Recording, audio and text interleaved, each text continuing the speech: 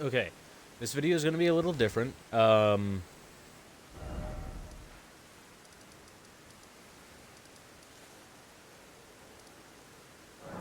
This video is going to be a response to Shadiversity's two videos about the storytelling in Elden Ring.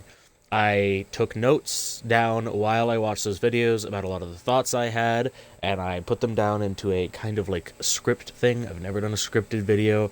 It's not in any particular order, it's just kind of a bunch of blurbs. I'm going to go through those blurbs, explaining some things, some of my thoughts about those videos, some of my kind of counter arguments to some of the things he said. And also at the end, we're going to go through the like beginning parts of the game and figure out what all lore is given, because he keeps saying, oh, they just need to give enough to get me interested. There's a few things wrong with that, but also they do give you quite a bit, and there's some of the things he said wasn't explained that are, but we're going to get to that much later. Right now, we're going to get into some of these blurbs I'm talking about. So, first off, he complained about the whole thing about reading item descriptions, but I want to say that you never have to read item descriptions. You don't. Nothing important is in item descriptions. This is all unimportant. That is all unimportant side tidbits from that FromSoft doesn't really care if you ignore entirely or choose to take interest in and read. Similar to all the lore entries in Mass Effect, there's a bunch of codexes in that game that give you a bunch of lore on the species and world and character, and they're very in-depth things that you can just basically play through those games not even knowing they exist.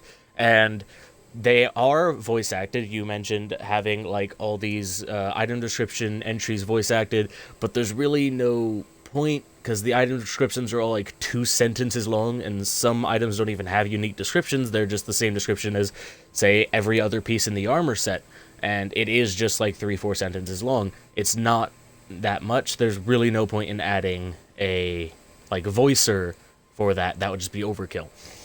And another game that did a similar thing is Halo. People talk about how great the Halo's lore and world building is, but actually when you just play through the games, you're not going to get much of that at all.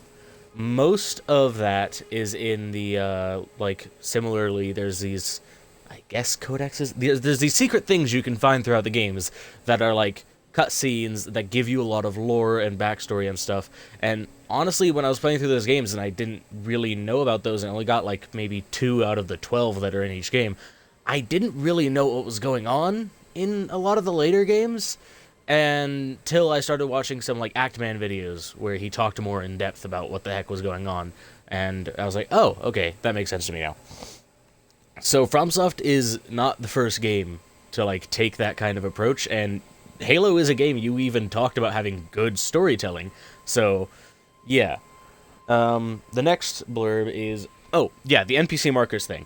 So one thing I wanted to address is you said that the NPC markers thing is like an admission of fault from FromSoft, and that it made finding NPCs easier. Here's the thing, it doesn't. It really doesn't. It doesn't help you find NPCs easier. It only marks NPCs you have already found.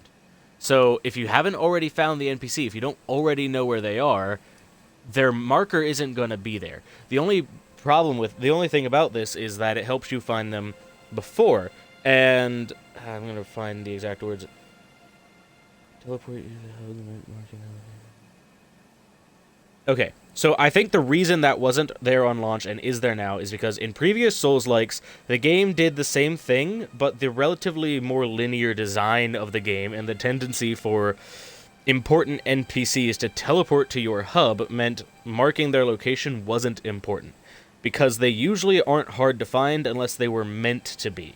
FromSoft didn't realize how